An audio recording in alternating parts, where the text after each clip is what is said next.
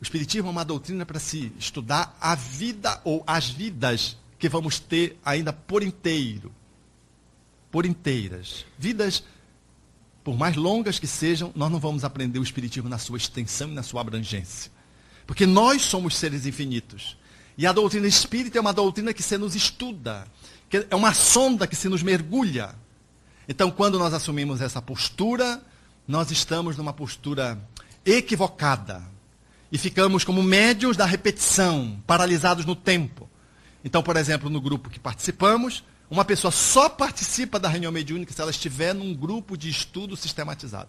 Para chegar na reunião mediúnica, ela já tem que fazer estudos, mas para ela se manter na reunião mediúnica, ela tem que se manter num grupo de estudo sistematizado. Vejam, para que a nossa atividade não seja uma atividade aonde, no centro espírita, nós não abramos espaço para podermos estar refletindo, analisando, mergulhando no pensamento espírita.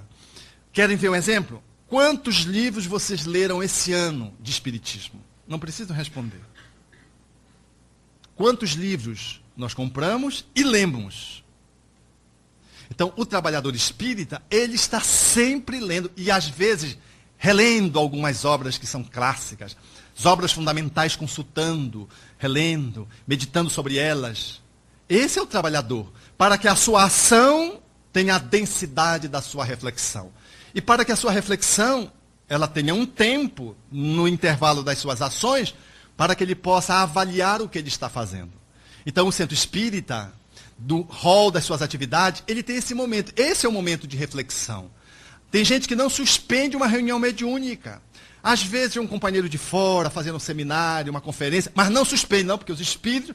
E como é que eles eram atendidos antes de ter palestra? Antes de ter espiritismo, como é que esses espíritos eram atendidos, os espíritos sofredores? Mas as pessoas não suspendem, porque elas não abrem mão para refletir e analisar. Nós não suspendemos uma reunião mediúnica por qualquer motivo, motivo banal. Mas há momentos em que a gente pode fazer a suspensão por uma outra atividade que vai nos trazer uma contribuição maior. E os bons espíritos arrolam, levam aquelas entidades, atendem as entidades. Não haverá prejuízo, até porque os instrumentos que vão atender as entidades no segmento vão estar sendo atendidos.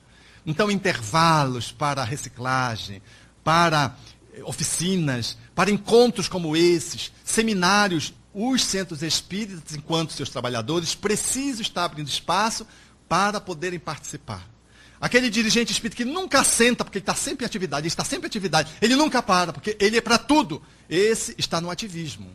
A gente pensa que ele é um excelente dirigente, porque ele está sempre trabalhando, mas ele não estuda, ele não reflete. O amor sem a instrução, ele culmina em processos degenerativos compulsivos. Amor sem instrução descamba para um processo de apaixonamento degenerado. É necessário o equilibramento. Amai-vos, instruí-vos. Mas, às vezes, nós não conseguimos considerar isso, como nós estamos aqui analisando.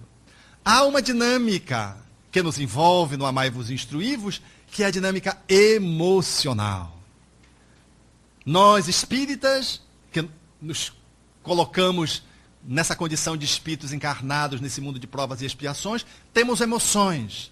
Emoções de medo, emoções que envolvem agressividade, que comparecem de uma forma variada na nossa vida, emoções que envolvem tristeza, emoções relacionadas à alegria, emoções que comparecem com o nome de ansiedade, de inveja, de ciúme, de doação, emoções que trazem vários nomes.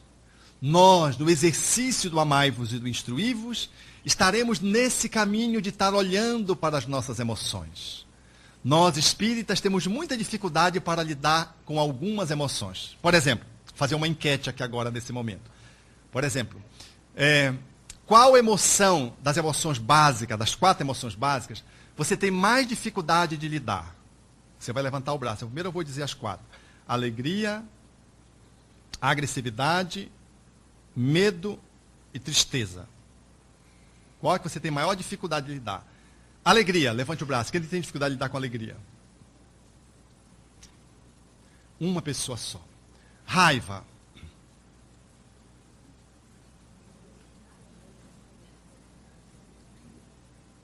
Medo. Qual é que você tem mais dificuldade de lidar com? Medo.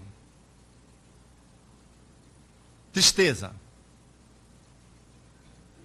A raiva ganhou. Sabe por quê? Porque a gente não sabe trabalhar com a raiva. Nós não aprendemos. Aliás, educar as nossas crianças no campo da raiva já é um desafio. Porque ou nós estabelecemos uma relação com a energia agressiva para pegar uma emoção só, com a energia agressiva de contenção cega, ou então nós liberamos a agressividade e ela se manifesta de uma forma abusiva, como cólera, como raiva, como ódio. Então, o que faz a nossa cultura dentro do movimento espírita para lidar com a raiva? A gente segura a raiva, mas a gente não trabalha. Segurar só não é trabalhar. Você diz assim, eu estou engasgado com fulano. Passa uma semana e tu já está engasgado com fulano. Engasgou, mas não digeriu. Engoliu, mas não trabalhou. Mas se eu te perguntar assim, você está magoado? Eu não. Eu não. Por quê? Porque nós não temos permissão para dizermos que estamos magoados. Estamos magoados. Qual é o problema a dizer? Porque se você está magoado, vai para a reunião de desobsessão. E pode perder o cargo do trabalho. Se você é magoado, mas o espírita não se magoa. Duvido. Se o Chico, que era o Chico, não ficou magoado, quando chegou lá na casa dele e mataram o animal dele, porque ele chegava e tinha que dar de comida, e o animal tinha um problema na garganta, não engolia direito, e aí a pessoa, vendo, a vizinha, vendo que o Chico tinha esse trabalho adicional, deu uma ajuda para o Chico, empurrou o animal para desanimar. Quando o Chico chegou, o animal estava morto, tinha sido envenenado, mas não sabia. Depois ele soube, quando ele soube, ele ficou magoado com a vizinha. Ficou magoado com a vizinha. E lá pelas tantas, na psicografia, o Emmanuel disse, você está magoado. Não estou, está magoado, então estou. O que é que eu faço? Você vai ter que fazer um benefício a ela, mas foi ela que me magoou. Disse, mas também não sou eu que estou dizendo, isso é Jesus, que disse que a gente dá, para quem nos faz o mal, a gente dá o bem. Essa receita não é minha.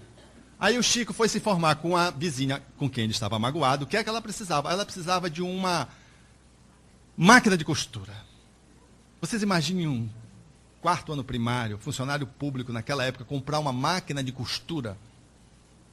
O Chico comprou e vai pagar ainda as prestações na próxima encarnação. Porque não tinha dinheiro para pagar uma máquina de costura, deve ter sido um sacrifício imenso. Ele comprou a máquina de costura e deu de presente. Quando deu de presente, a vizinha, sem saber, porque estava ganhando aquela máquina de costura, achando que talvez estivesse abafando, mas era uma mágoa que estava dando a máquina de costura para ela. A vizinha ficou tão feliz, e diz o Chico que a mágoa passou. Estava interferindo na psicografia. Porque era um processo sutil. Ele não se dava conta. Foi inconsciente. De tão sutil que era. Veja como interfere na nossa vida um ressentimento, uma encrenca. Quem tem sogra aqui? Pronto. É natural que você tenha desafios, porque a sogra é a mãe do outro. E toda mãe acha que o seu filho só pode ser amado do jeito que ela amou, porque só a mãe sabe do jeito que o filho deve comer, do jeito que o filho deve vestir, do jeito que ele deve deitar. Então ela telefona para a casa do filho. Como é que o meu filho vai comer hoje? Não, o feijão não pode ser assim não. Aí começa a dar teco. A pobre coitada, a outra lá não aguenta. Por isso sogra. Sogra você não ouve falar de sogro, né? Mas sogra tem essa má fama. Tem a má fama porque mãe acha que é a representante de Deus direto na Terra. Acho que ela, ela não acha que é representante, ela acha que ela é Deus. E ela exorbita desse papel. Aí o filho vai, ou a filha, e ela fica dizendo, não, mas minha filha nunca viveu assim. Não, minha filha não gosta do pão assim. Pronto. Quando chega na casa, na qual ela já passa a ser detestada, ela quer arrumar a casa do jeito. Gente, a casa não é dela, é da filha dela, é do filho. Mas meu filho não pode viver aqui nesse pardieiro. Aí vai ajeitar a casa do filho. Pardieiro nada. É a casa do filho. Mas a mãe, porque não está do jeito que ela estabelecia no quarto do filho, ela vai querer ajeitar o quarto, a casa do filho.